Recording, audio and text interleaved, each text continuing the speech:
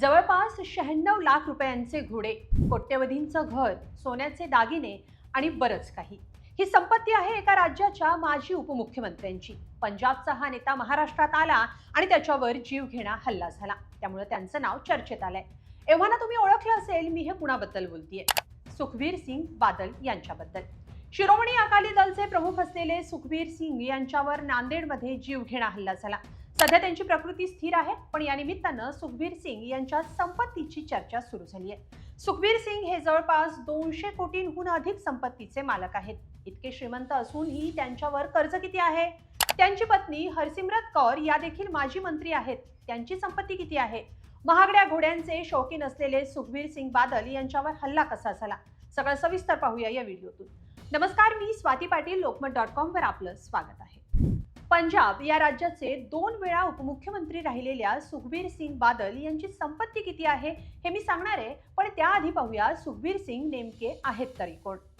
सुखबीर सिंग बादल हे शिरोमणी अकाली दल या पक्षाचे प्रमुख आहेत. ते प्रकाश सिंग बादल यांचे सुपुत्र आहेत. प्रकाश सिंग बादल यांनी तब्बल 5 वेळा पंजाबचं मुख्यमंत्री पद भूषवलंय. त्यांच्याकडूनच सुखबीर सिंग यांना राजकारणाचा वारसा मिळाला. सुखबीर सिंग यांचा जन्म 1962 साली पंजाबमधल्या फरीदकोट शहरात झाला.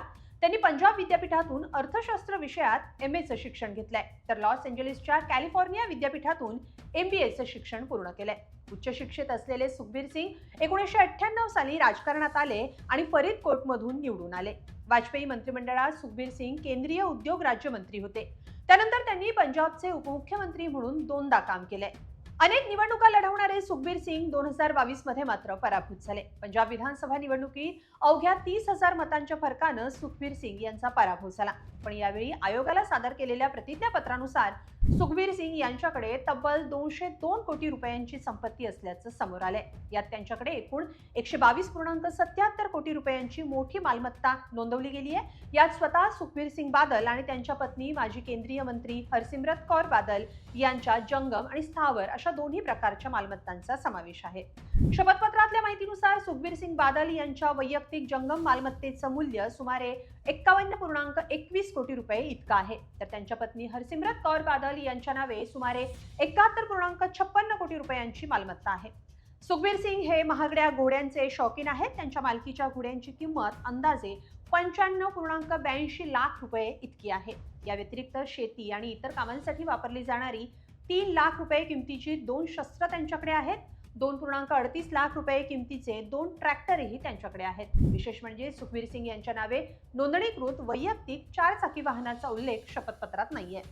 सोन्या चांदीच्या दागिन्यांच्या बाबतीतही बादल कुटुंब अधिक संपन्न आहे. सुखबीर सिंग बादल यांच्याकडे 9 लाख रुपये किमतीचे सोन्याचे दागिने आहेत, तर त्यांच्या पत्नी हरसिमरत कौर यांच्याकडे अंदाजे 7.24 कोटी रुपये किमतीचे सोन्याचे दागिने आहेत. सुखबीर सिंग बादल यांच्या मालमत्ताचा विचार केला तर त्यांच्याकडे कोट्यवधींची घरं, जमीन आणि शेती देखील आहे. सुखबीर सिंग यांच्याकडे पंजाबमधल्या मुक्तसरसह हरियाणा, राजस्थान, जालंधर आणि लुधियाना या प्रमुख शहरांमध्ये शेतजमीन, अकृषित जमीन आणि अनेक व्यावसायिक मालमत्ता आहेत. या व्यतिरिक्त चंदीगडमध्ये उच्चभ्रू सेक्टर 9 मध्ये त्यांचं एक मोठं निवासी घर आहे. हे घर सुमारे 2225 चौरस यार्डांवर पसरलंय. सध्याच्या बाजारभावानुसार त्याची किंमत सुमारे 23.72 कोटी रुपये इतकी आहे.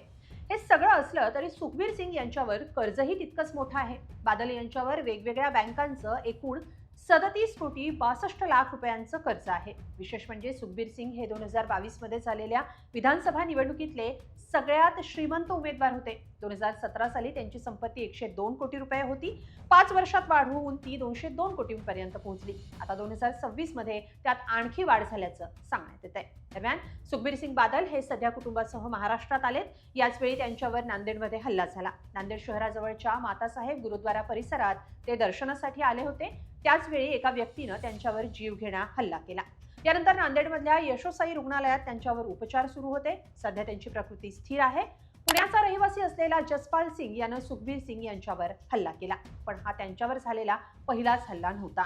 याआधी 2024 साली सुवर्ण मंदिराच्या प्रवेशद्वारावर सुखबीर सिंग यांच्यावर गोळीबार झाला होता. त्यावेळी त्या हल्ल्यातून ते थोडक्यात बचावले होते.